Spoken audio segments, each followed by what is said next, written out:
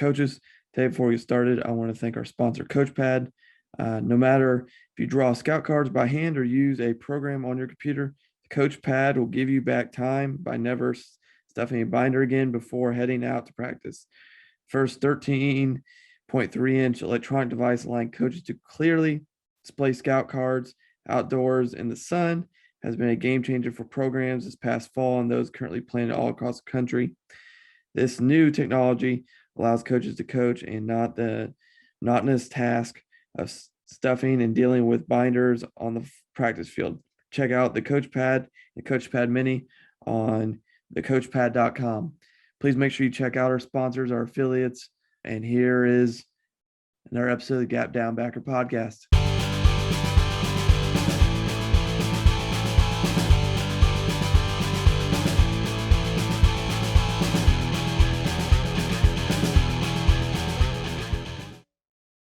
Welcome back to another episode of the Gap Down Backer podcast. Today we have a fantastic guest, a year in the making, due to a variety of issues that are outside both of our controls.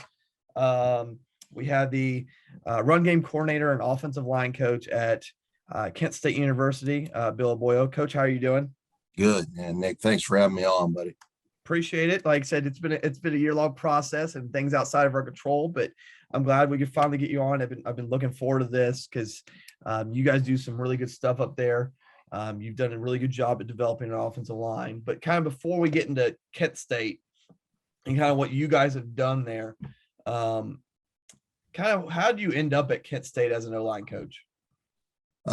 Basically, it's just all who is just like everything. So I met Coach Lewis when I was a head coach at Chadron State out in Nebraska, and met him in Omaha when he was at UNO and on the UNO staff, and with Coach Middleton, our wide receiver coach, and also Coach Barton, our special teams coordinator.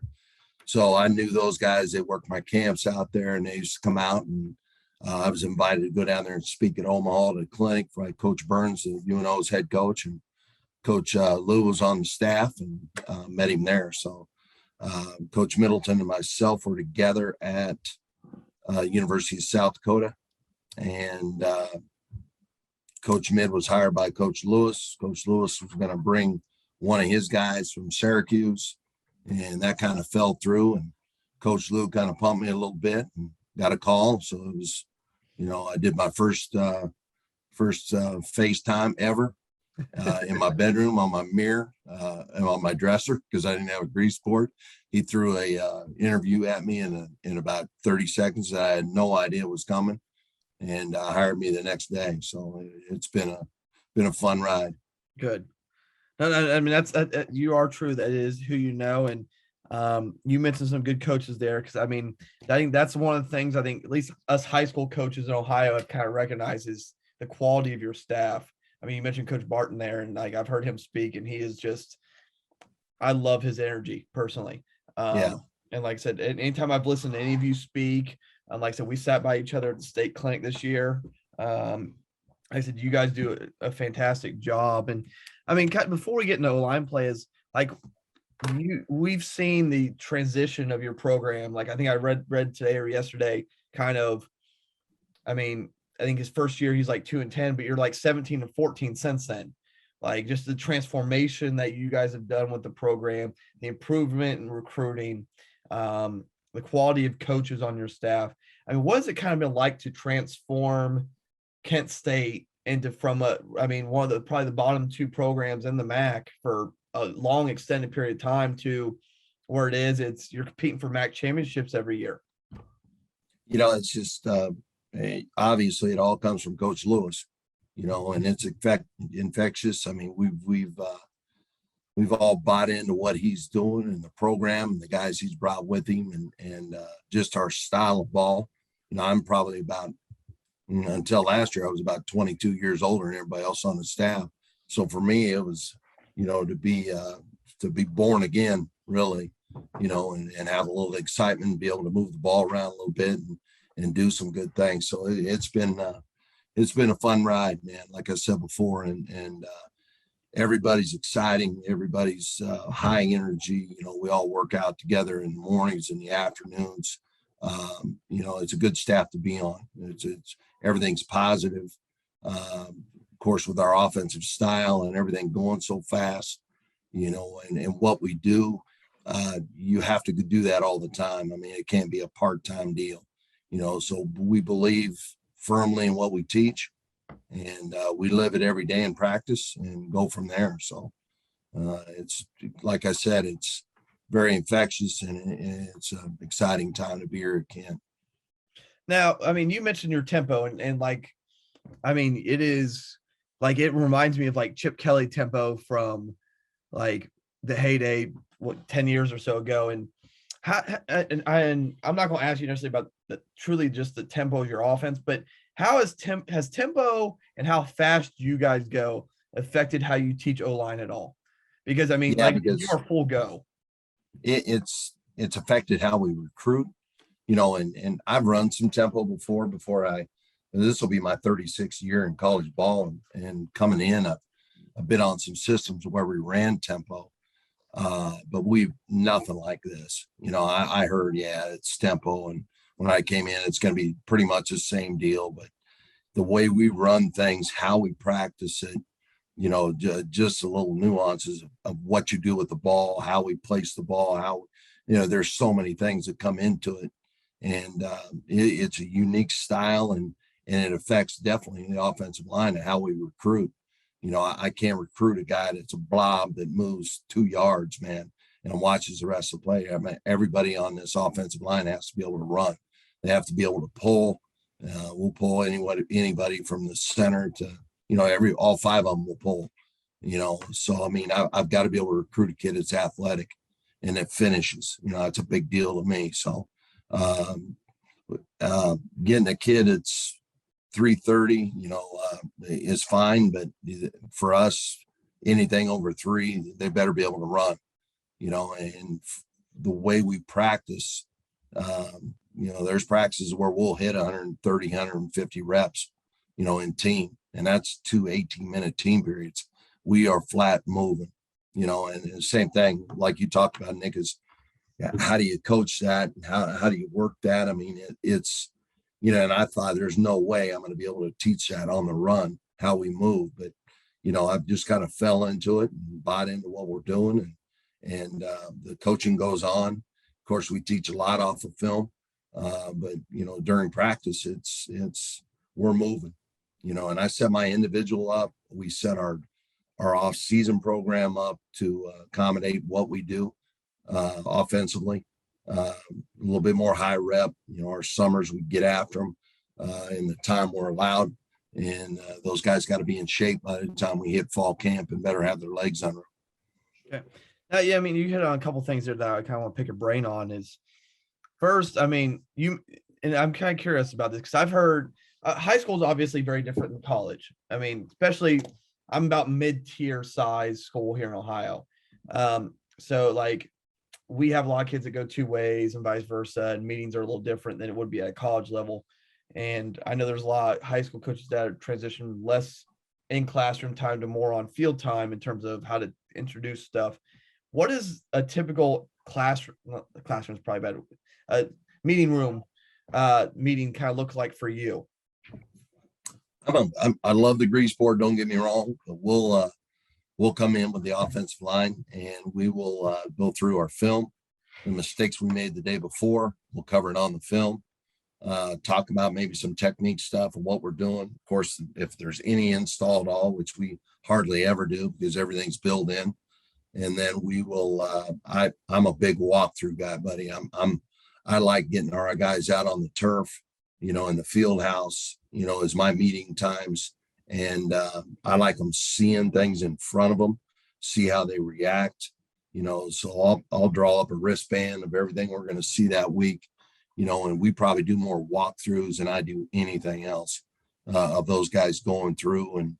And just like you talked about before with our tempo, I'll reline them and we'll rapid fire plays and have them react and have them get their calls out and have them move. So big hands on, like I told you before, and not so much the grease board because, and coach hits on it all the time. I mean, in order to keep these guys' attention, it's if you're pushing 45 minutes and you're in their lecture, you're going to lose these guys, So, I mean, I'm more visual. I'm more, hey, we're actually going to do some things. So that's how I handle my meetings.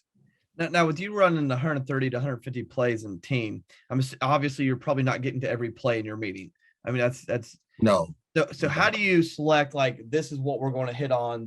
We're going to skip by this for now. How do you make that decision on the filter down to what you watch in your meeting?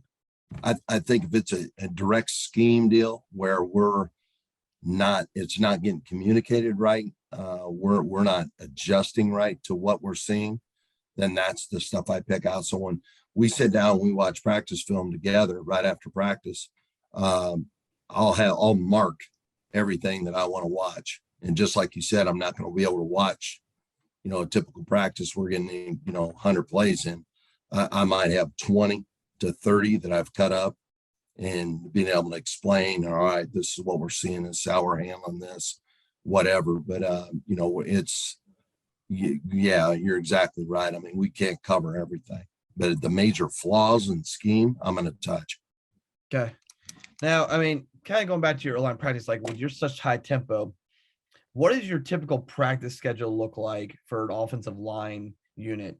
And then how much time do you typically get? Obviously, you're going to steal time from special teams here or there. I think that's kind of the general consensus amongst college coaches. Like, your offensive linemen aren't going to be on kickoff or kick return. I mean, so there's some easy time to steal time. But how are you adjusting? How have you adjusted your offensive line practice schedule? And then kind of what does a general offensive line day look like for you? I'm pretty fortunate because Coach Lou is a huge O-line fan. And, coming from Wisconsin, playing tight end there and what we do. So I'm going to get my individual time every day. So I steal a lot of time. These guys make fun of me, some of these younger coaches and stuff, because just like I said, we'll be in film and I'll be out of film fairly quick. And then we're right over our guys will come dressed, ready to practice to my film, because we'll go right over and start, whether we're out on the field or in the indoor. And then we'll start a walkthrough. That's my meeting. So I'll steal that time. If we have to go through blitz, I like to typically do blitz first and wake them up a little bit on what we're going to see that week. And then we'll go through once practice starts, we'll have a walkthrough. We'll go team stretch, and then we're off. I get the tackles and our centers. I think we do something really unique here that I absolutely love. It's the only place I've ever really seen anybody do it. And I'm sure some other teams do it, but we call it snap school. So right when we're out of flex, we go right to snap school. So it's 5 to 8 minutes. All the centers go with all the quarterbacks, and they move up and down the field every 3 to 5 yards, calling plays. So all the quarterbacks will be underneath, and they go through all their snap scenarios. So the centers are snapping, they're moving. I'll throw my guards in there. I'll throw some tackles in there that I think, all right, you guys might have to snap, because if you're ever on the road and you lose 2 centers, which I've been in that boat before, and you throw a guy in there that hadn't snapped, and especially shotgun, you're screwed. So I'm making sure the guys that I think can get the calls out and move, I'm putting them with the quarterback. So we call it snap school. So once we get through snap school, during that time, I'm with mostly the tackles during that time. So I can squeeze in some spot drills, some specific drills that I think they need to work on every day.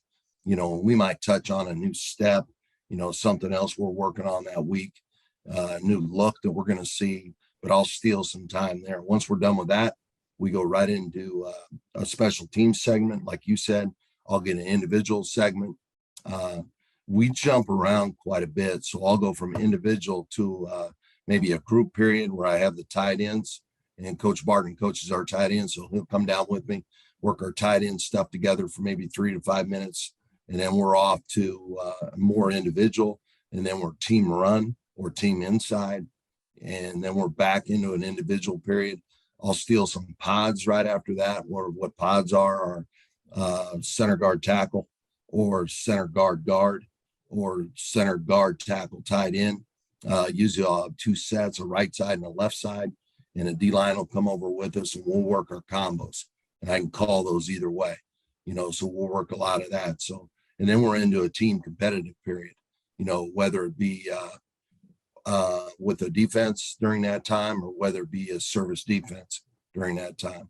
And for what we do, it's the first place I've also been ever that we actually take a break during practice to give our kids, we give them 5 minutes. So after all that's done, we'll give them a 5-minute break. During that time, we don't have any interaction with those guys. They're off the field. They can do whatever they want. They'll have the Gatorades out there, the electrolytes, whatever. The trainers are taking care of them. And then we're right back. We go into an individual period again, because that's another special team period coming out of that. And it's a shorter one, maybe 12 minutes. And I'm getting individual time during that. Usually I spend most of that time on just pass pro technique. And then we're into one-on-ones with our D-line. And then we'll do a team competitive drill, or we're back in the team, service team. And thing about our practices is we move so fast. We're on the clock for everything. And the periods jump around a little bit, that our guys are moving everywhere. And we're only out there, buddy, maybe if we ever go over 2 hours and 15 minutes, if something's wrong, so normal time on the field, it's short, but we are moving. Okay. Now, I mean, you mentioned earlier that you're a big step guy. I don't remember if we said that on this or off this. And where do you, I mean, let's start with this. How particular are you? Because I know some guys are, it varies depending on the kid. Some, like, I'll use wide zone example. Some are huge bucket step guys and work the crap out of that. Some are more flat step, or kind of varies on who to see. How in depth are you with your steps, and where do you start with that? I'm a little bit different in my steps anymore, just because of I teach more shoulder tip to chin, and how you get to shoulder tip to chin is how I teach anymore on our footwork. Okay. Because everything in our run game to me is shoulder tip to chin, whether we're down blocking, whether we're, like you said, your stretch steps, whether we're zone getting vertical, some things like that. But it's all shoulder tip to chin. So how you get there and how you take that second step, and I call them a catch step as our first step, and a drive step is our second step. And I know it's opposite for people that know that sequence. I call it a little bit different, because to me, your first step, you're catching it, and your second step, you're driving off of it. So that's how I teach it, but it's all based on where we're putting body parts on that D line. And that's how I base it. Now I'll break it down a little bit more. We talk a lot about, with our gap scheme stuff, on opening the hip, by opening that knee to open the hip so the second step can come through. We'll talk about locking the hip on our zones where we get vertical. So I'm watching that kneecap a lot, and I'm watching what they're doing in their stance, how they set their stance, where those knees are inside over the insteps, so we don't have any false steps, and they're already cocked and ready to come out of that. So a little bit more time. I'm a huge technique guy, man. I love the technique part of it. And to me, if you're an offensive line coach and you're not picking something up every year, there's something wrong, because it changes every year. The stuff I'm teaching right now, 5 years ago, I didn't even touch, and I'm looking back on, why in the hell did I do that stuff? Not that it was bad or wrong or anything else, but just the stuff that I'm picking up now makes so much more sense. I don't know if that's with age, with slowing down and not trying to do 500 drills that you never do during what you watch on film, and really limiting kind of what we're doing, but being more masters of how we do it. Now, I kind of want to build off that. Now I want to get a little more depth, whatever, partly for me and partly for anybody listening who might be unsure on some stuff. Is, you said shoulder tip to chin. Like, for example, it's like if you were teaching a down block to an incoming freshman, how would you go through that process of, in your gap scheme, teaching a down block for shoulder tip to chin? Well, what I was going to show you tonight, I have all that on there, so I'll walk you through it of how we do it. It's just all my contact information. Anybody wants it. So this is just what we've done. Offensive overview, how we, some of the stuff you asked before, what we do. Yeah. Those, what we've done since we've been here, what they did in 17. And then when we got here in 18, what we've done number wise. Gap scheme is what we've done this year. We averaged for gap scheme stuff. And I just talk about, again, I just put in some plays in here, Nick. Okay. I put 3 plays in of our power, our counter, and just a different look of it, a counter with our tight end in there. Here's our gap scheme. This is why we do it. It's an attitude run. We call it basically, Coach Lou calls it mama. That's it's our power. Yeah. And that's what we got to be able to hang our hat on. And to me, it's a big equalizer for us up front, because if you look at us in the league, we're not near the size of some of the schools that are in this league offensive line wise. And those guys do a great job in this league. There's some really good offensive line coaches in this league, but we're not the size and we don't have the strength. So we rely a lot on our speed and then the angles. That's a big deal to us. And when you talk about angles, we're looking at technique, what you asked before. So simple rules. We're an A gap gapping unit team, which is different from a lot of people. We don't work out to B.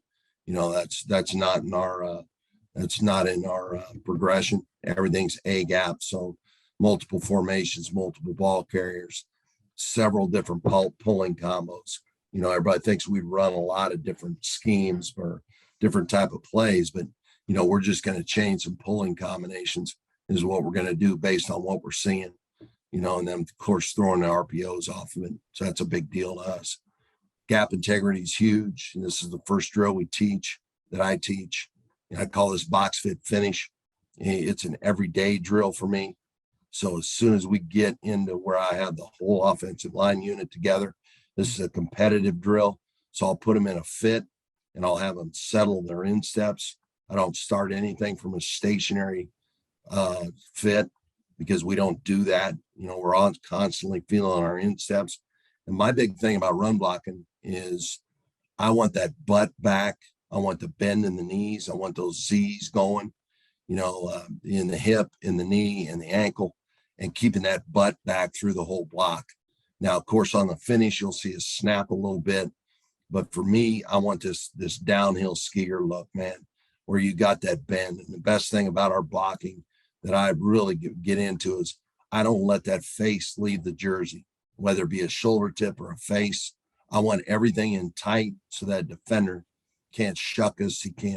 I don't want heavy hands where we extend our hands and push. We're driving people with our legs, an upper body, once we get in. So call this box fit finish or BFF. And I had that defender just kick the hell out of them, jerk them, turn them, get their shoulders turned. And the defender's job in this drill is to try to get by them and turn them and score through the other end.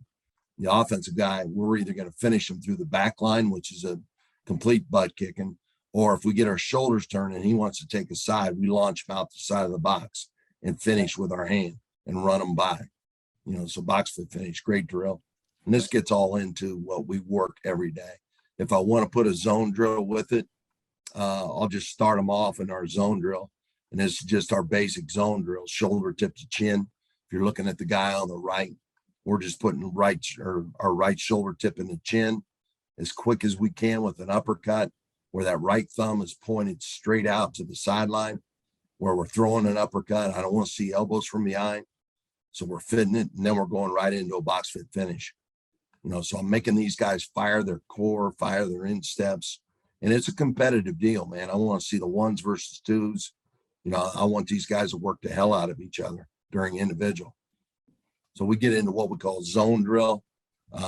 Like I told you before, Coach, it's a shoulder tip to chin.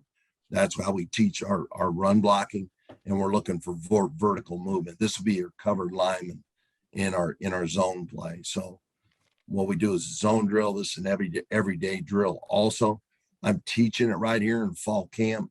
I'll put the defender in a 4-point just to make us get our pad level down.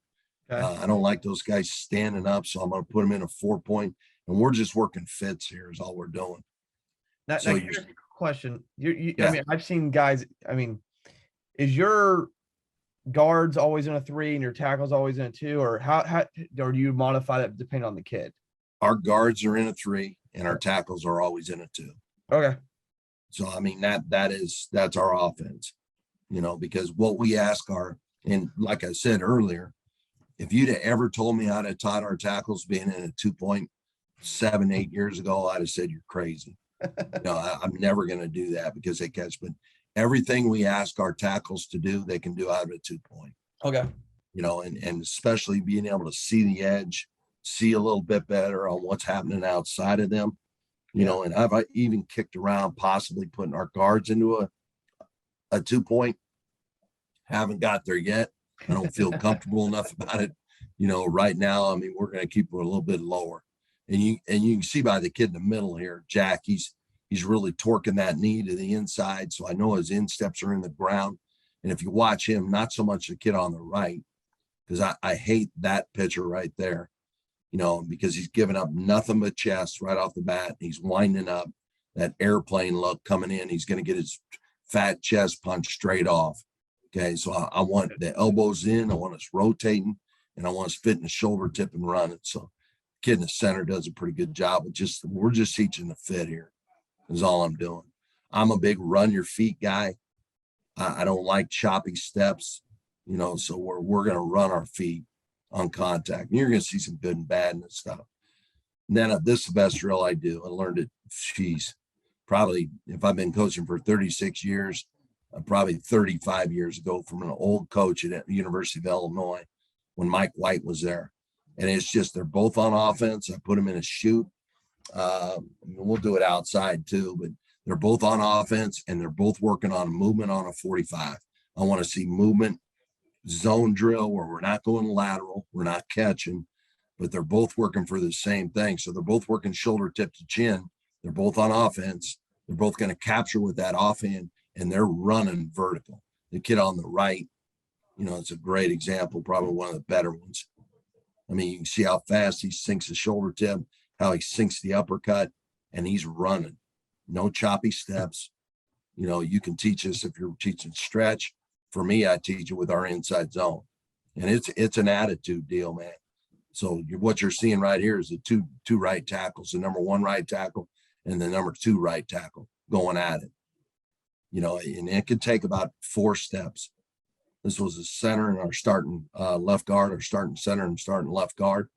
It's just a matter of who's going to get their drive step upfield and their catch step on the ground and run and fit that shoulder tip and go.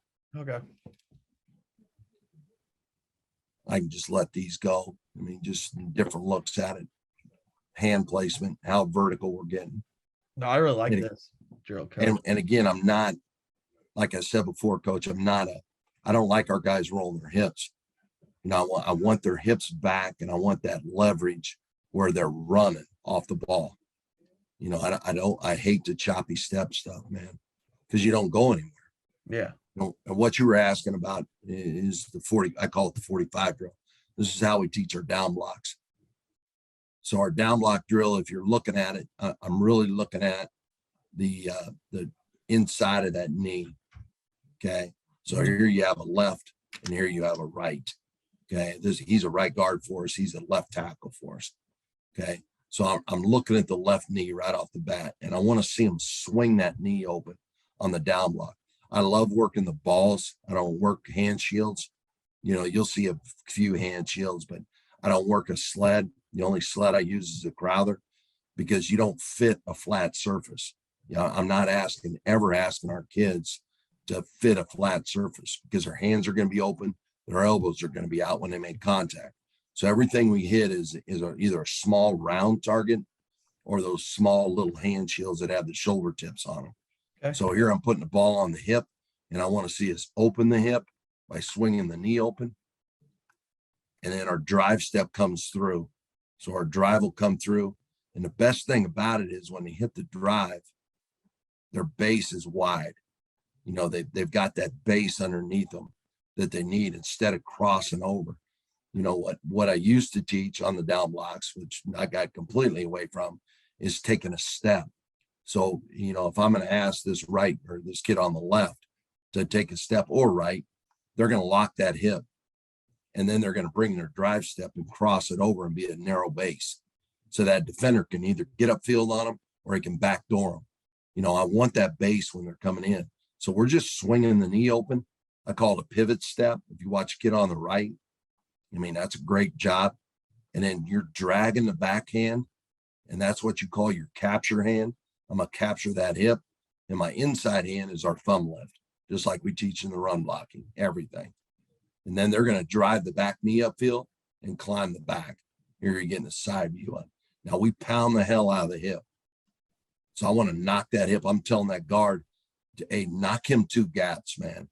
Knock that hip off. So this would be like a right guard blocking back on a nose, because we have our center either pulling or the center's jamming it and backing up and hitting the back door. So you're getting a good looks at both sides. And I just threw a couple different views on here. So you're seeing them work that down block and swinging that knee open, and their momentum and their base should get them upfield. Okay. And again, what I love about that base is when they make contact, they've got a base. They're not narrow. They're not going to get cross-faced, and they're not going to get anything to back out on them. And then I'm going to turn it up and I'm going to put it live. So what I do is I put a cone here, right here. Yeah. And then I tell this defender, and these are offensive linemen. Everybody knows when you're in your own group, you can't get the D lineman. I mean, most guys struggle with it, but I'm in these guys all the time to compete against each other. So I'm a big box guy, so I'm going to put his foot on the box. He's a left guard, and I'm going to tell this defensive guy, hey, get across this cone as fast as you can. Now we're going off the offensive lineman's movement. So I just tell him, I don't give him a cadence on this. You're going off that O lineman's movement so that D lineman can't cheat. And you're seeing everything come together live. So we're going as fast as we can and working the same technique. I just put this on here because of the false step. He jumps off sides on this, but you can see him swinging that knee open, and you can see that right foot wanting to come. And all he did was open his knee. He didn't take a step. He just opened in that left knee. Yeah. And here, Nate, the other guard, this is starting right tackle against the starting right guard, comes right back into him and jams him just like a D lineman would, trying to press it back. But he's got a decent base under him, and he gets underneath it, and he can take it vertical on a 45. Okay, I really like this, Coach. I like how you're teaching your down blocks. Yeah, and again, it's all this. Jew is really good at this left guard. I mean, just watch his left foot. And all I'm doing is telling them, just like I talked about before, I'm not, hey, you got to step 6 inches. You got to step a foot. I don't give a damn. Swing your knee open. And when he swings the knee open, it unlocks this hip. Okay. And now he can adjust. If this kid wants to get upfield, if he wants a backdoor, but he can adjust off his drive. And again, we're pounding the hip, climbing upfield. So that's our 45. And it just looks at it, and this is our inside period. Of course, every D coordinator in the nation cheats their butt off in this and brings 500 different types of pressures. And, so right now you're watching our center, left guard, left tackle. They're all 45 in these. And this is our gapping unit also. So nothing crosses your face. So you're seeing 3 45s right here.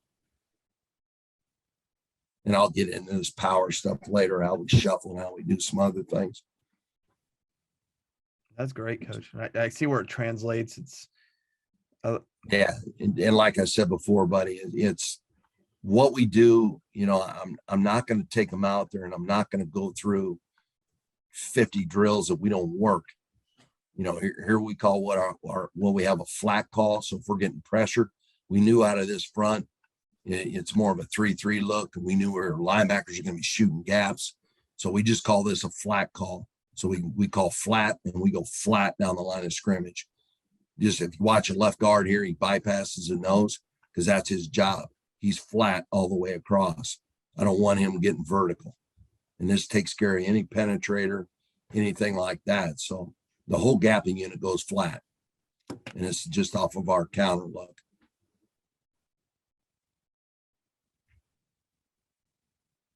This is a launch drill. And basically this is more of a zone drill also. Yeah. But you're going to see several launches in this. All we're going to do is, like I said before, these guys the play is going to their right. It could be a zone drill also if you wanted to. They're going to bury their head in there. They're going to be in a good demeanor. They're settling their insteps. I don't want anything stationary, because if a kid's stationary, he's getting his butt kicked. You know, the D lineman's moving on him. And the people we play, even in our league, you know, they got great D linemen that can move. So we're going to settle our insteps, feel your insteps, and then we're going to drive them out. And then we're going right to just like a shot put launch. If we feel that defender start to cross our face, we're going to go right to a launch and finish. Now, one good thing about this is I don't let them push, you know, so I don't want to see them push this defender off and lose contact. You know, if they lose contact, this kid can make the play. That defender can come off. So we finish, we run our feet, and we launch and finish through. So this is a launch drill. And you'll see this a lot in our gap scheme stuff, especially when we're two gapping. Watch a kid on the inside. I mean, and again, we're working each other here at the offensive line. So we're working launches, same thing right here. Just a quick pop from the right guard. It's right guard and right tackle. And just popping him, launching him back across his face. Called rip and sink off the wall. Pad level's a little high here. This kid just came over as a D tackle. We worked him in. He'll be a guard for us this year, but he's a little high at right guard. But you can see the two gap by the tackle, and then he goes right to a launch, just finishes him. And again, for me, if they're not running their feet like that, then that seam never opens. So don't be satisfied with just sitting there. You know, I want them to finish with the launch. So good look at our inside there. A couple of them. This is the left guard. Here he's reaching. We knew we were going to get a pinch. So he reached, he grabbed him, launched him off, and the tackle's there to hit the hip and more up. You weren't kidding about how some of your kids can move. Like, buddy, I mean, but you know, we're not near, you know, I think about Northern Illinois, I think about Toledo. And again, I'm talking about some of the league, some of the offensive lines in our conference, man. Those big cats can move too. Yeah. You know, but we're getting there. You know, we've got size coming in, you know, but in order to play in this offense, you better be an athlete. And it's a fun offense, man. I'd love to play in this offense because we'll pull anybody, you know, and we'll look at our schemes and how we can move and things like that. But you better be able to run and you better be able to get downfield. Yeah. You know, and that's a big thing to me. So here's our Duece combos, you know, it's our tackle guard combo, you know, but we're putting all three of these drills together is what it is. So I'll teach it from a ball, and you're seeing a zone redirect by the left guard, left tackle here, but watch the left guard zone. I call this a zone redirect. So he's going to step away, and then he's going to rip his kneecap right back through the groin of this defender, and he's getting vertical, and he's going to free his inside hand. And, you know, we'll hit big on gapping unit. So he's aware of the gapping unit. If that backside linebacker would trigger, he can come off right now, because if he buries his right hand or turns his right shoulder, he's never going to be able to get out of that. Yeah. And it's a 45 drill. So we're just putting them together now. The zone technique or our Duece on a 1. This would be the left guard and left tackle again.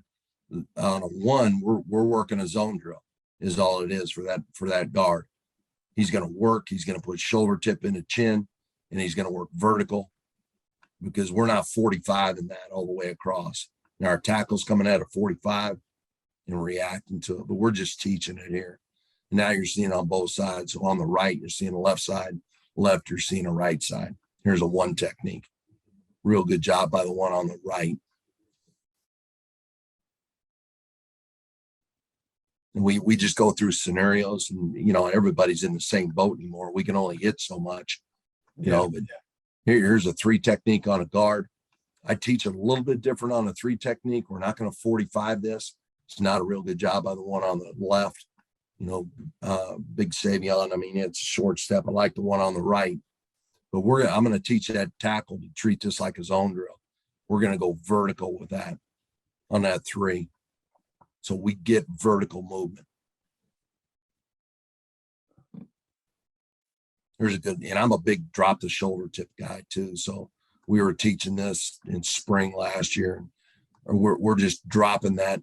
We're dropping that shoulder tip, that left shoulder tip, because to me, how you fit this stuff it's like a puzzle. If you come in shoulder to shoulder, you're going to knock each other off, so I like the covered guy, even in our zone game, but this is all of our gap stuff. We're going to dip that shoulder and throw a hook and lift and run.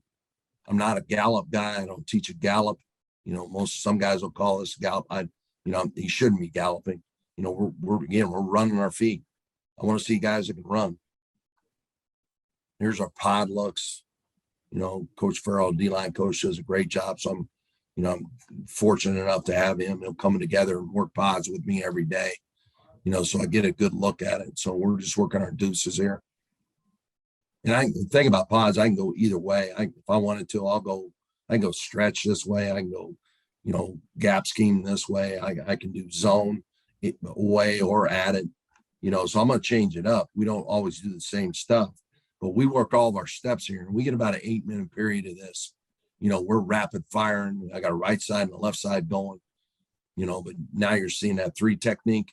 You're seeing that tackle come in and treat him a little bit more square, and the guard's fitting the shoulder tip, freeing his right hand and riding it up. And we'll work our different gap schemes. Same thing here.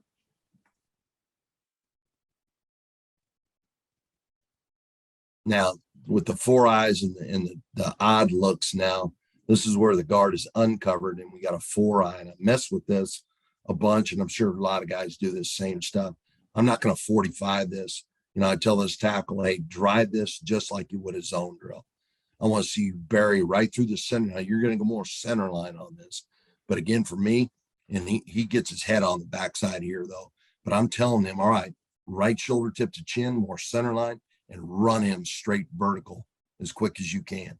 So he gets his head on the backside, but he adjusts. And we're just knocking that 4 eye off the ball. I don't want to feel this. I don't want to have guys, like I said, I'm not going to take choppy steps and 45 this because we're going to get penetration. We harp every day. I probably say it 5,000 times. Movement, finish, and gapping unit. Don't let anybody cross your face. Here's a start right tackle from this year. It's a good job now. Most guys will say, all right, it's a stalemate. He's not getting his job done. But if we're running a gapping unit here on the right, he's doing a good job. He's burying that back shoulder tip and he's finishing. Here you're seeing gapping unit integrity, over on the right side. So don't like the right guard steps. We work a zone redirect and we work a bang, depending on what we're seeing. A bang is when you step directly like he's doing here, but he doesn't re-accelerate that inside foot. But the right tackle does a good job. And again, gap integrity, eyes are inside for that right guard. As soon as his gap's threatened off of the combo, he's got a trigger, and he barely hits the hip here, and we're through. And a lot of guys ask, especially with our power, and this is our power looks, but you can see our guard here. We call this a shuffle pull, and I'll get to that here pretty quick. It's pretty unique. I pulled this out of the archives from way back when I was watching some old New York Giants stuff, and love what it did. And it took me, I was scared to death coming into Coach Lou's system, without as much gap stuff as he taught on how to teach this. But, we shuffle, we plant, we insert, and it's worked really well for us. To me, and this is my perspective, just looking at it, for somebody who maybe doesn't have his athletic lineman at the high school level, limited on who you get, you don't get to recruit stuff. That almost seems an easier than teaching a true skip pull to me. Well, for me, I'm not a skip pull guy. I think what you're looking at, and I'll get to this here pretty quick because I do a whole segment on the shuffle. I call it a shuffle pull, where we're staying square. Here's the same thing: right guard, right tackle, gapping unit, backer triggers.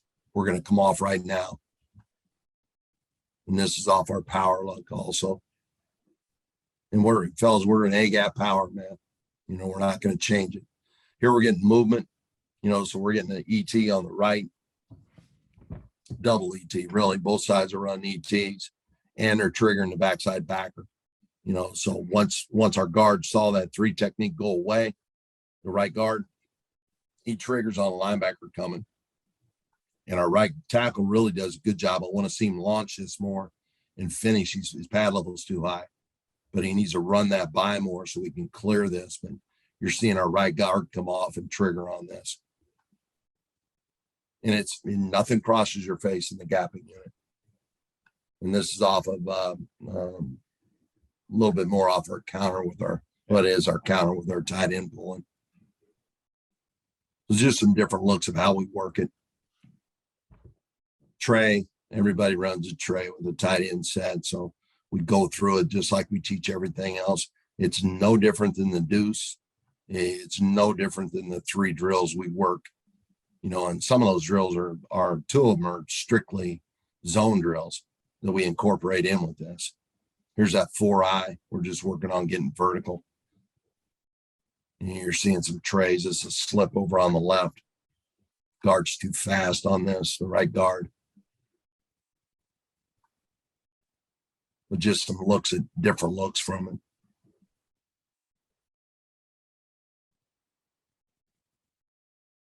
That's our right side, a little bit different play. This is a tight end lead and a tackle pull play that we also run. So, but the best thing about it is what I said is if you look play side, nothing changes for us. We might run 16 different pulling combinations, but it's still gapping in a play side. And this is a good look at a tray. We're tagging the hip, climbing, and finishing. So some different looks there. Good look at a tray. There's our shuffle insert. He's a little wide. Guard, I don't like that. I'd rather see him plant, go see him cross his feet there, left guard. And that's a good thing about the shuffle pull, which I'll get to, is your base and you actually have power underneath you. You're not running with your feet together. Like I talked about the 45 drill, where you come down and the guy has a tendency to put his base together or his feet together. This is a crush on the backside. It's just a simple tackle drill. We shuffle lateral, and that's a big thing, is lateral. We don't work into the line of scrimmage, because if that end triggers and gets upfield, we're not going to be able to come off on him. So we go lateral as fast as we can. I call it a stinger, or an inside hand, a drag hand. So he's working that right hand. He's going to sting with that and close that Y gap. I call the backside gaps X and Y. So how we communicate is X and Y and Z and U on the backside, A, B, C, D on the play side. Especially when they communicate to me on the sideline, if backers come, or there's so many cross backer looks and things like that now. So I know what they're talking about. But he's checking Y gap with his hand and he's coming back out. So we call this a crush. You're seeing a good job on a shuffle pull here by our left guard. I'll get to that here pretty quick. A little bit different look, different play for us, but you're seeing a good crush by the right tackle. He doesn't have to come down that far on a 1X, but it's a good crush how he gets lateral and comes back out. Here's our shuffle pull. Biggest thing behind it, and Ken, coach, if you want me to stop. You keep going. I'm loving this, especially with me taking back over offensive line as the head coach. That's fine. I mean, I'm in heaven right now. And just shoot me your email. I'll send you this. Okay. But shuffle pull is, my whole thing is plant and insert. Okay, because you're going to have a base underneath you. And how I teach it right off the bat is, and I'll show it. I had to put something in that coach brought over, because Coach Lou's big on this. He's a huge gap guy, man. Everybody thinks we throw the ball and, we're going to do it, but he's more of a run guy than anything. When I had COVID and I had to miss, man, I was lucky to have a job when I came back, because he took over the O-line. So he's got a little O-line in him. But we call it gorilla touch. So it's the strongest, most powerful block you can have in the nation, where you drop that shoulder tip, the foot hits, and you go low to high with that shoulder tip. So the foot's planted, and I'll show you that. And our biggest thing on our shuffle pull, as I talked about before, we are an A gap team. Yeah. So the A gap's never going to change. So if that guard pulls on a shuffle pull on power, and he does his shuffle pull right, if the tight end's standing in there, if the tackle's standing in there, we're going to blow that out. We're going to swab the hole. is what we call it. So anything in there, that's his job. Get vertical, swab the hole. And it doesn't have to be the play side linebacker, but that's who he's eyeing as he goes. Okay. So first drill I do, I put a cone in at 45 and they have to lose ground and get behind it. So they're kicking that out. All their weight's on their back instep and they're kicking that out. And why we do that is to clear the down block. I don't want them going lateral because they're going to get pinched off. So we clear. So what you're seeing is a left guard on the right here and a right guard on the left. So they're working that kick. That's the first thing we teach. I put the cone there so they have to get behind it. So I know they're losing ground. So now we put in the shuffle and I have a plant and you'll see him stick. The kid on the left does a good job. Jack does a good job too, but really emphasize that sticking that outside foot. See him stick it right there. Mm-hmm. So now look at their base. You know, instead of skip pole or everything else, and there's nothing wrong with that. That's, you know, but I just don't teach that. I want this base. I want them to be able to get vertical out of this base. And it's a power base to me, instead of having your feet together, turning sideways and getting downhill. And you can track the backer and you can see what's going on. When I first learned this, I was going, you know, when I watched it a bunch, and North Dakota State used to run the hell out of this, you know, but they're a little bit more A-gap also. They were, but, you know, it's getting vertical, you know, and Coach Fuchs does a great job of teaching this. He's at Kansas right now, but same principle. Plant, and then we go to a full plant, stick, get vertical. And then you're going to watch them gorilla touch. See them drop that shoulder tip. Yeah. And they're blowing everything out. They might have two linebackers on that outside, but we don't chase linebackers. So if two linebackers want to scrape over the top, I'm letting them go. You might have two guys on your shoulder. You know, I really don't give a dang. Get vertical and clear it out. So then I'll steal the receiver's U-bar or whatever the heck you want to call it. And I'll just work on that tight getting through. And I know a lot of guys, especially I'm the youngest of 6 boys. So 3 of my older brothers were great high school coaches. And, you know, one of them still going on, but, you know, they're going, when in the hell do you get time to do all this stuff? You know, and to me, you got to make time, man. You want to come out early, you know, but just that they believe in it. So there's your gorilla touch, working through a gap, blowing it out. So we're working a fit. Here's a left guard in the center. And I always have our centers for the most part. You know, you're going to see some drills where we don't, but they're always snapping and moving at the same time. I don't ever let those guys do anything stationary. Plant, vertical, gorilla touch. Jack does a good job of this. The Crowther, which I told you I'm not a big sled guy, but I do use the Crowther. We'll stand on this. You know, I have a coach standing on that. I was probably, I don't know how far out of my brace on this one when I filmed this one, so I wasn't going to stand on that. But I'm just working the vertical. There's your gorilla. And they have to gorilla touch this thing. You're seeing them plant the foot. If you watch 56, you know, Jack does a good job, but you watch them plant the foot and the shoulder tips coming through at the same time. And it's a lift. It's a low to high. And 56 here does a good job. You can see him going low to high and blowing it out. Don't just come through and stationary and blunt it. You know, we want to hit it, lift it, and run it. Yeah. And I'll just put some agiles. I'm big on, it's the same drill, but I'll change it up, you know, maybe once or twice a week and give them a different look. Now they're working a little bit more on a hand shield. Those little hand shields, but big A. And this might be a little quick. You see 75 here. Jude does a good job. The kid on the top, he does a really good job. You can see him plant it. This is what you don't want him to have him start to do. You see 75, he's in such a big hurry to get downhill. And once they start speeding this thing up, linebackers are going to come underneath them. Yeah. And they're going to miss them. You know, I'll guarantee you, you know, I can show you a million different clips, you know, so I make them stop half the time. So if you watch a kid on the top, he'll stick it. And I'll make them, if they get fast, I'll have them hesitate. And here we'll work on just tracking that back. Where's he going to be? And so you can still see him getting vertical through that little U-bar, little U-shoot. And now he's tracking it to where the backer's at. Putting a gorilla touch on it. This is a great drill. If you want to just go through your combo, your deuce, and have that kid. And another good thing about the shuffle is shoulders are always square.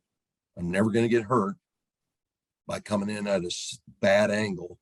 Yeah. And when I make contact, I'm square, man. I'm square on contact. I'm not just getting a piece. I'm getting it all. Boom. Just working on the fits. I don't have to hit the hell out of them, to work this drill. And you can get a million different looks at it. There's a bunch of them in here, but this is a good example of swabbing the hole. Yeah. This left guard's backer is right here. That's his responsibility.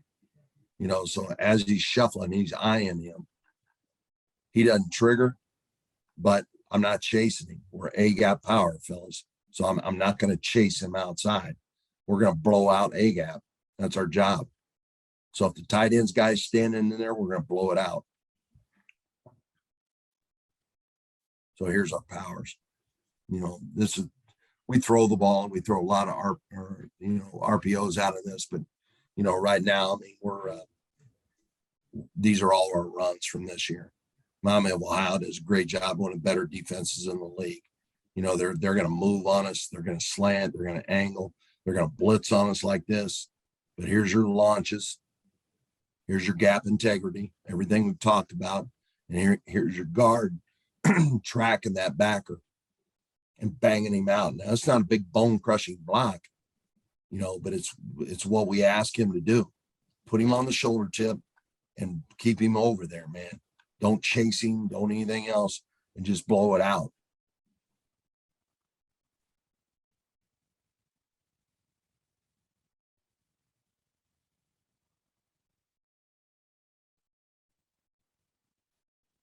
Here's one to the same thing against Miami again. Now they're on the line game to get over the top. So we're working on our launch. You can see that left tackle actually reach out and grab the launch. He gets a bang. There's your Trey. It's working up to the next level. And the guard's sticking his foot, hesitating, and then just banging this. Can I just say this, Coach, as an alumni of Ohio University, can I just say I appreciate you putting a bunch of Miami film on here? Just as an you better get ready this year, man, because who went to Ohio. Yeah, I know. Dude, and they're going to, and those guys are good defensive coaches, man. Oh, yeah, they're good people. And Miami's got a great staff. Coach Martin's done a phenomenal job. Their O-line guy is one of the best in the nation. And that's what's funny about this league, man. As a MAC, I think about Ohio's got a great O-line coach. Toledo, Eastern Michigan, Northern Illinois, he's phenomenal. And I learned, just from watching film like everybody else, when you watch these guys every week in and week out, man, who can play.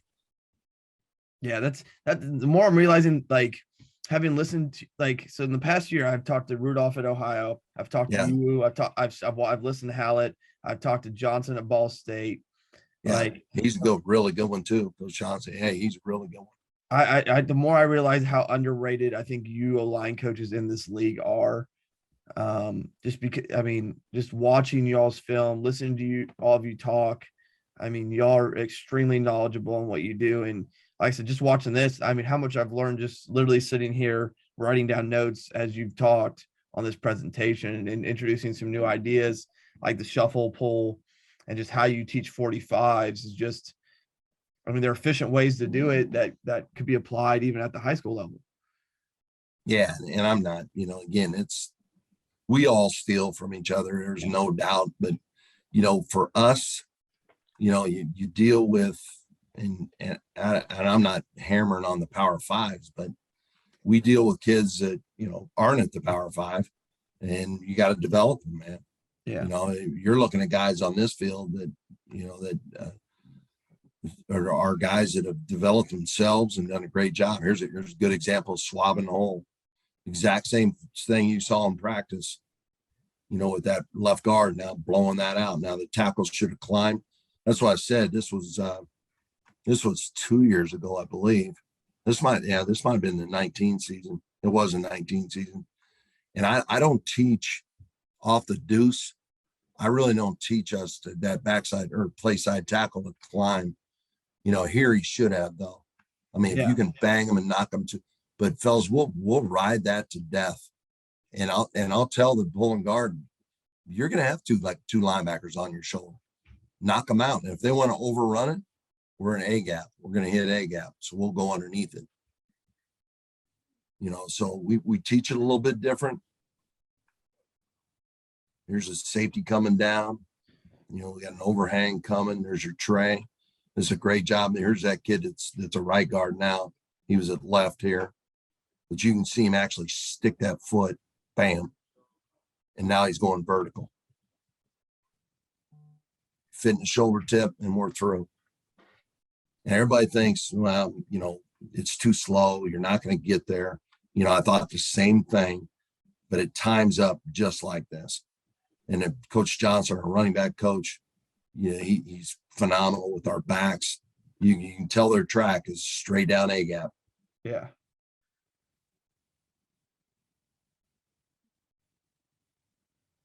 So just some different looks at it.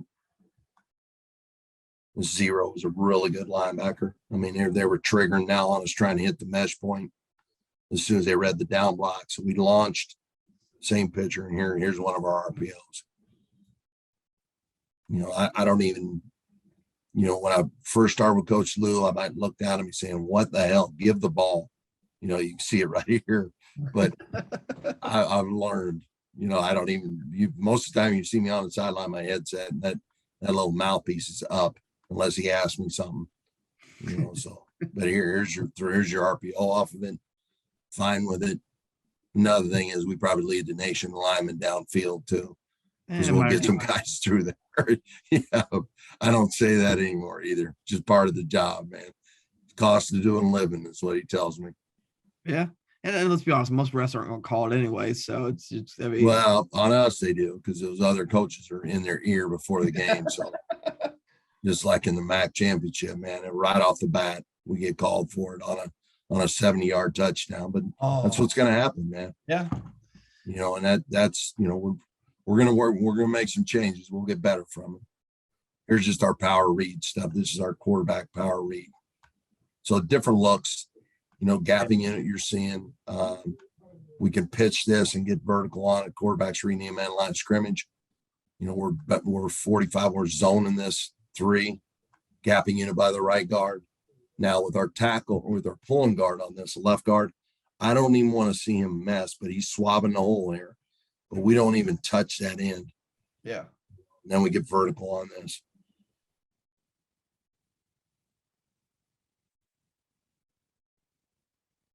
And we'll work a little hesitation and some things like that. When you're seeing the right guard hesitate to get that kid to come up field so we can get our read. And then we'll go right on our track. And we don't chase. It's a great example right here. Watch our left guard.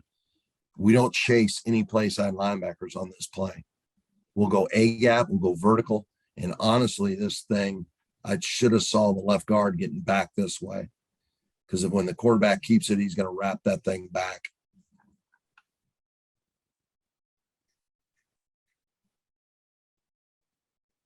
I mean, that's beautiful, Coach. Just different ways of running, different looks and how we run it and how we rep it. Here's another one. We're using motion with the wide receiver, bringing him back in, and now he's our give guy, and we're leading 2 on the edge. Tight ends out there, and also our tailback is leading this too. Should see the left guard bang that and climb. He shouldn't be chasing that. He should be working back to his left. And that's just an example of the give of how we can change it up with the ball carriers and give it different looks. Same look. And here we got a attached our slot look. And we're going to arc the tight end on this, or the arc the play side tackle to block the box on the give. And if they flow out, and there's your look, your guard's up the field, and quarterback's going to keep it. So different ways of running.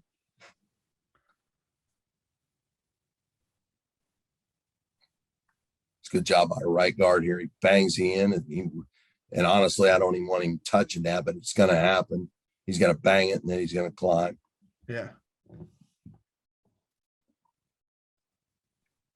So just some different looks at it. These are our counter pulls. And again, I'm not a skip pull guy, fellas. I just don't, I've had better luck with just keeping that back foot down. And with us, I want us as fast as we can get. So he's going to work a little bit. Most linemen, when I watch them doing karaoke's, I just cringe in summer camps because their feet are so damn bad. But I mean, this is the only time I ever, here's a karaoke for you right here with your shoulders. But what I want you to watch is his shoulders. Yeah. And most people are going to say, hey, you can skip pull and do that. That's fine. You want to skip pull, that's fine. I just think we get to it faster. And I call this a square pull. So he's going to kick that foot back, open the hip, hit the ball of the foot, and he's going to insert right now through A gap. But that's how we get to A gap with our tackles. So then I'll put the shoot up, he'll work the gorilla touch, pretty much the same progression that you saw with our shuffle pull. But now we're working our square pull with the tackles on ab, because the guard or center's pulling on this, working a check mark pull. So here it's together. So you're seeing the left side on the right side on the left.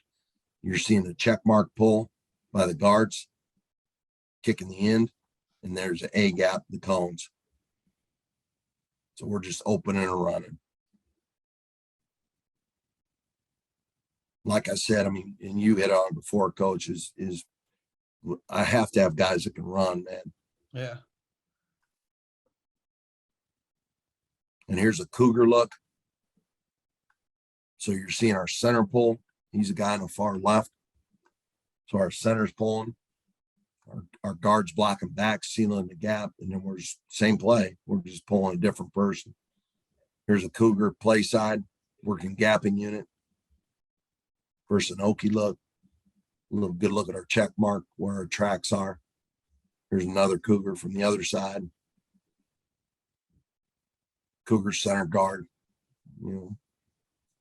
They're changing responsibility. Now, if I want to work, and these guys struggle with this because the kid on the right's 6'9".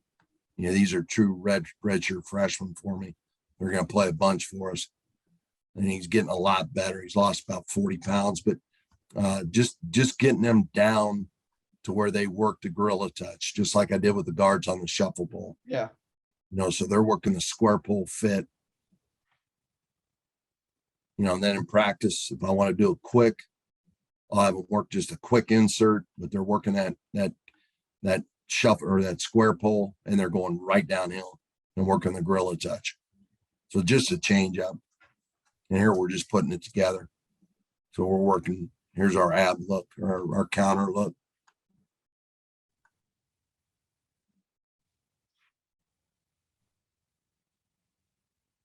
Just some different looks. Here's a backside with a cougar. So the center would be pulling on this, and just how our guard works on finishing the backside. And this is a pod. So I just threw this in. This would have been a counter to the right. And how our guard finishes. And we'll step away. You can see the guard on this. It's not your 45 drill. We'll actually step with our right, capture with the right hand, see him capture the hip. Yeah. And then work up field to seal. I'm not looking for movement on this. I just want it sealed off, create a wall on the backside. Yeah. So you can see him stepping with his left here. Here's a center pulling. And this could be a zone. It could be a stretch. It could be, we've changed it up a little bit. I mean, we can do different, depending on what we're seeing that week, we can change it up a little bit. It's all the same drill. Finish with the hip, capture. Good look at watch our right tackle. He does a good job on this, but it's a gap. It's like the shuffle pull and power. Yeah. We're getting our deuce. We're getting our gapping in it, but I'm pulling now. We're getting a check mark from our center here. And he's just same drill. Different cat. A little bit different cougar. Gapping in it. We're pulling our tackle. I don't like our tackles pull here. The left tackle. You can see him false step and see him open his shoulders. But this is a bad example here. You know, again, we don't do everything right, but see how he drifts. Yeah. That's the good thing about the shuffle pull too, and the square pull is they actually come right off the hip of the deuce. That's where I want them, you know, and that you know, I should have mentioned that before on the shuffle pull. That puts that guard where he can see the combo of the deuce, and he should come right off that hip because any good linebacker is going to spill it and undercut it. Yeah. So these are our abs from this year. This our counterplay to the left.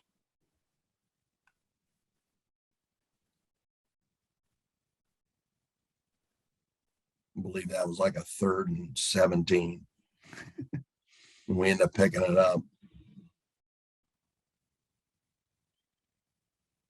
We're backed up just for good views. So good look at our counter plays. I want to see this right tackle like I talked about before. He should tag that hip and climb. Yeah. Don't waste your time. And he should have two gapped. He should have knocked him in front of the guard's face. Great job by, you know, look, you see the false step. This is the hardest thing for tackles to do. You see the left tackle false step there and step up. I could, you know, I'm spending a lot of time this spring eliminating that. And to me, just the weight's wrong in the stance, man. He's costing himself a step here. But his shoulders are square. There's your insert. There's your gorilla touch, fitting the shoulder tip, and we're through.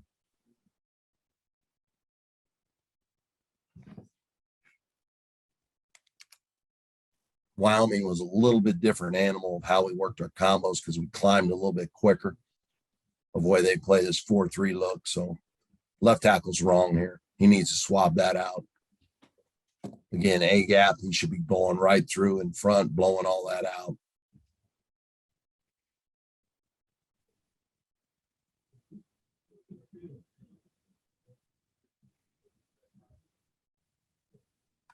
It's against Ball State a couple years ago.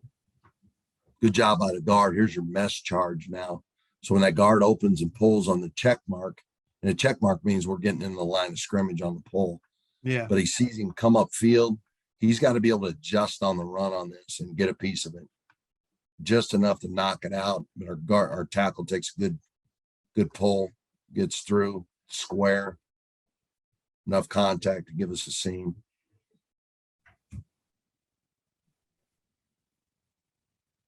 This year. Now, heavy pressure stuff. We got flat calls going on this. So you're seeing our line go flat right now because they know there's going to be pressure and penetration.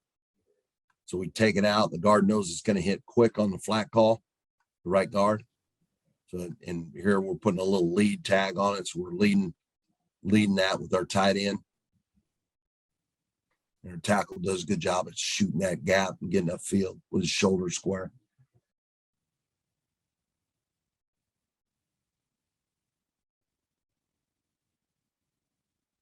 Same thing. Good check mark pull by the left or by the right guard. Tackles through square. And we got a decent seam.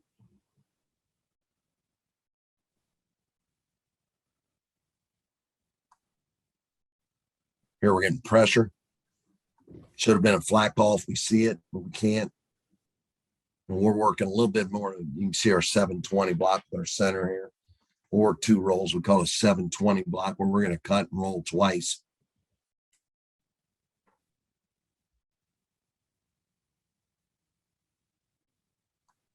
Good job our left tackle seeing this and adjusting and going flat on the linebacker pressure.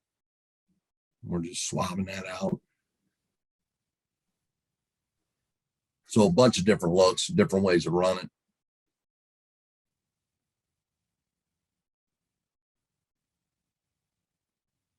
This is our flash technique.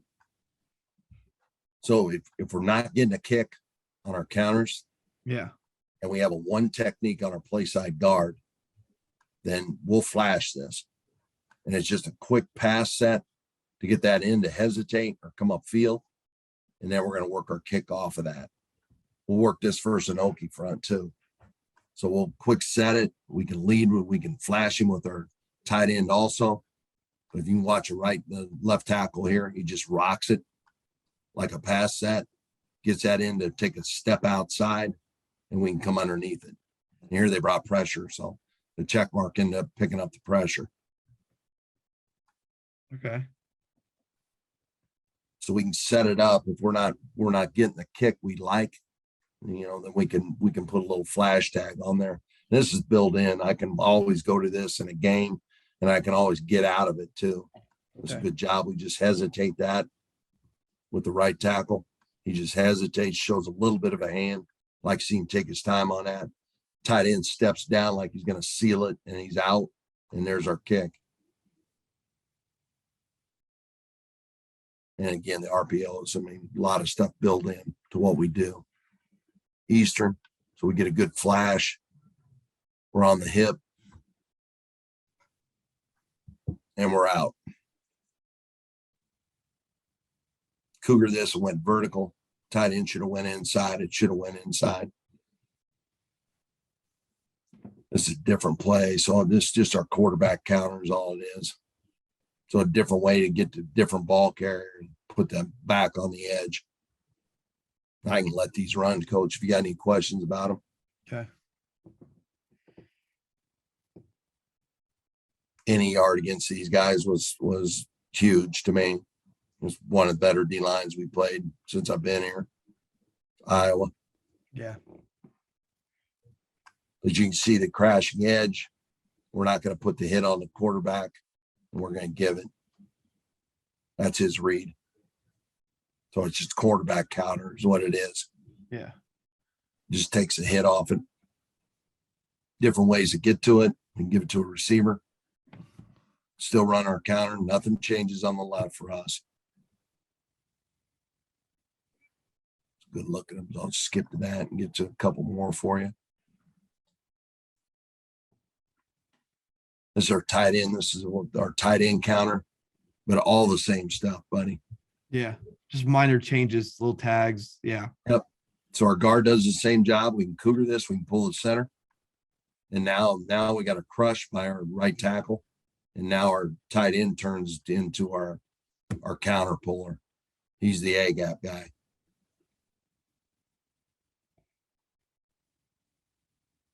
So just some different looks, and that's a good thing about being in Coach Lou's system is, we were number 3 in the nation this year in rushing offense.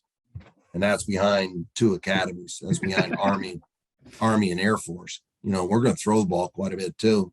Yeah. But that says a lot for, playing Iowa and Texas A&M and, Maryland at the time was in the top 10, so we played some hammers, and this year we play Washington, Georgia, and Oklahoma, so what we do has to fit everything. Yeah. And of course the tempo helps us, but we've got to be simple, man. We can't change. We can't change what we're doing and be able to run, while we hang our hat on and stay with it. And I'm a huge zone guy. That's really why Coach Lou hired me. But, I wasn't such a big gap guy, but now, man, the gap stuff we do is, I love it, what we're doing. And it's simple, like you said, Coach. Yeah, that's like I said, that's the thing. It's simple, it's easy to change. And I think the technique you've discovered, meshing some old stuff and some new stuff is kind of what's making you got to do what your kids can do, man. And I'm gonna be honest. We are, like I said, we're one of the weaker groups that, O-line, we've got some work to do in the weight room, some things like that. We got some kids that are getting there, but man, we got to make up for it with technique and speed. Here our right side this is a great play we put in this season. We put it in against Iowa. We blew the snap, but we kind of hung on a little bit. But this is your fake kick, so we're going to pull our left guard here. He's going to fake that kick on that end. If you get an end that's really crashing and wrong arming and spilling this, we're just going to fake the kick and keep going, and then we're going to give it outside. I'll rewind that for you. You can run down the slot and lead your tight end behind. So there's your fake. The end's going to try to undercut it. And we're going to bypass that, fake the kick, and go to the next level outside and seal it and run stretch. Here's a good look at it to our right. Watch number 11 here, the DN. I mean, we were running counter at him quite a bit. You see the guard drop the head, fake the gorilla touch, and bypass him and go right outside because they were spilling us so much. So it was a great play. Come right back with it again. Looks like the same play, but watch 11. I mean, he's going to wrong arm that gap. We're gapping it up front. We're crushing. I mean, if you wanted to pull a tackle, put the quarterback on him, you can. You know, but it's the same play. We're just running stretch off of that. Yeti's just another gap play where we're banging. I'm going to pass at the center on this, and we're going to bang the hip and spin it. But it's your counter. It's your counter family also. The Yeti means the Y and the tackle is what it means. Okay.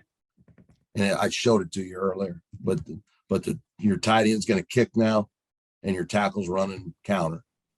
It's the same exact thing, but now your tight end is your check mark pull. What I like about this is the backside gets to stay base, and if linebackers are reading your guards, it looks just like zone to the right. We're going to bang that hip. Watch the left guard bang the hip, and I'm going to pass up the center on this. We're going to get that. We're going to let that nose work up field a little bit, let him start to press and read, and then we're going to bang his hip and bounce up. This is our true ace look where we're going to bounce that up to the backside backer. Yeah. So different ways to get to it. There's a good look at it right here. Great counter pull by our right tackle. Big A, just body presence, man. But he's getting flat A gap, and he's coming right off that Duece.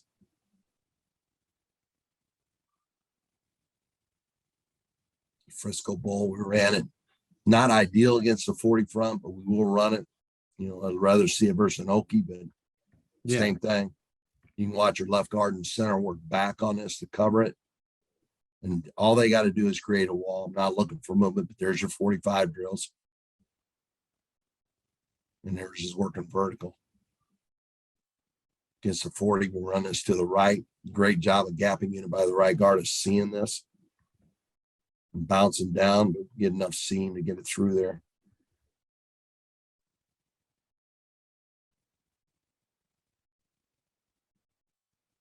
So just some different looks. There's our spring ball stuff. We'll be done by the time you put out. Now this I need to try to attend. I actually have the flyer downstairs on my counter. Is your yeah, come up, man. Is your clinic? Because yeah, we're it's on the 8th is when we're having it. Here's our clinic. So it's free. Bring your staff up. Everything's free. The social's free. You know, we'd like to have you guys in on Friday, obviously. You know, we're going to have meetings. You know, I'll talk. Coach Barton's going to talk, you know, and then we'll have a breakout. I'll talk in the breakout, but, you know, Coach Lou's going to talk. Coach Barton going to talk. Coach Booker, who coached here before, safeties coach for the Titans, he's going to come up and do it. But it's anybody around there, man. We'd love to have you guys up. And then, of course, in practice, you can come right on the field, come out in our drills, whatever you want to do. And then we'll scrimmage on the 9th. Okay.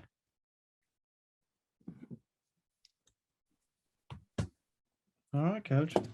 Well, I mean, I think that's a great way to end it, Coach. I mean, you did a fantastic job. And I think coaches, as we start to wrap up here, like I said, there's a lot in there. I don't even know where to really start. Coach gave a lot of great information. Obviously, we talked a little bit before he even got to his presentation film that he's been putting together for, I mean, as we wrap up clinic season here. But there's, I mean, I don't even know where to start. There's so much good stuff in there and so much technique stuff. There's one or two things you pull. There's 40 things you can pull out of there. So I think Coach did it. I mean, Coach does a great job. I meant what I said earlier in the podcast. I mean, I think the MAC has some of the most underrated O-line coaches in the country that do a fantastic job. I know quite a few of them, and they're fantastic. So Coach's Twitter will be in the bio. Please give him a follow. Whenever I put this out in April or May, If you had a chance to go to clinic, I hope you enjoyed. Like, share, subscribe, all that lovely jazz. Sponsors, check those out. All the tags will be in the bio. So if you want to go back to something specific, listen to Coach, it'll be there.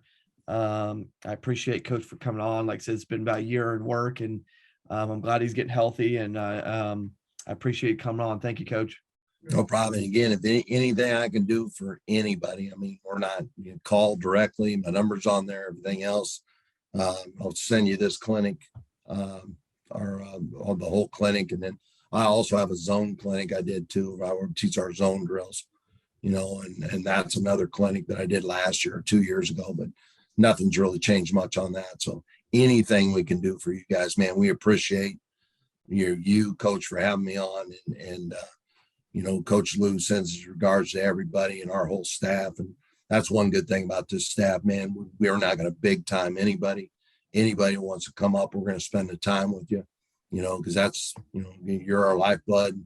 We rely on you guys. We got great Ohio kids in this program. You know, that's what we're going to win with, you know, so appreciate all you guys do, man. Appreciate you having me on. Thank you, Coach. All right, man. And that's another episode of the Gap Down Backer podcast.